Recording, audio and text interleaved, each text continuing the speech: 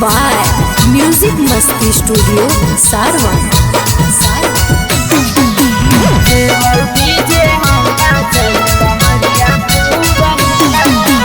नचये भौजी पेनी के सड़िया रील बनता, नचये भौजी पेनी के सड़िया रील बनता। देवौ डीजे हम बजाई कमरिया खूब हिलता, देवौ डीजे हम बजाई कमरिया खूब हिलता। गोरे गोरे दहिया काला रंग सड़िया खूब खिलता, गोरे गोरे दहिया काला रंग सड़िया खूब खिलता।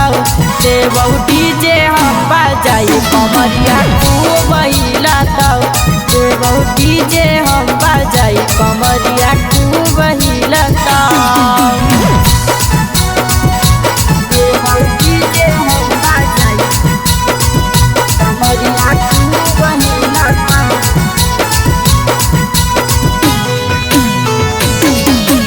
देवौ डीजे हम बजाई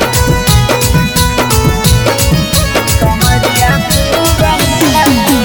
मारी के ठुमका हिल तोरा झुमका पयलिया करो सो रहे, चोली से चुओ पसीना ये भौजी जवनिया मारो हिलो रहे, जवनिया मारो हिलो रहे।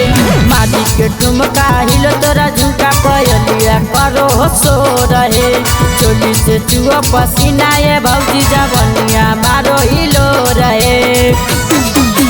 भौजी हो तोहर बहिनिया नाचे के मौका मिलता, भौजी हो तोहर बहिनिया नाचे के मौका मिलता। देवौ डीजे हम बजाई कमरिया खूब हिलता, देवौ डीजे हम बजाई कमरिया खूब हिलता। देवौ डीजे हम बजाई कमरिया खूब हिलता।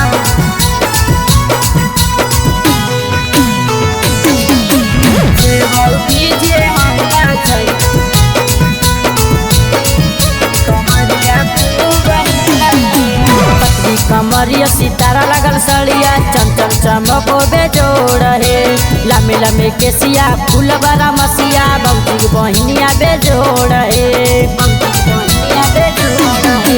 पतली कमरिया सितारा लगल सड़िया चमचम चमको बेजोड़ है, लम्बे लम्बे केसिया फूल बड़ा मसिया भौजी बहिनिया बेजोड़ है। सरवन प्रेमी मिली जुली साथे रहता, मुकेश राइटर मिली जुली साथे रहता।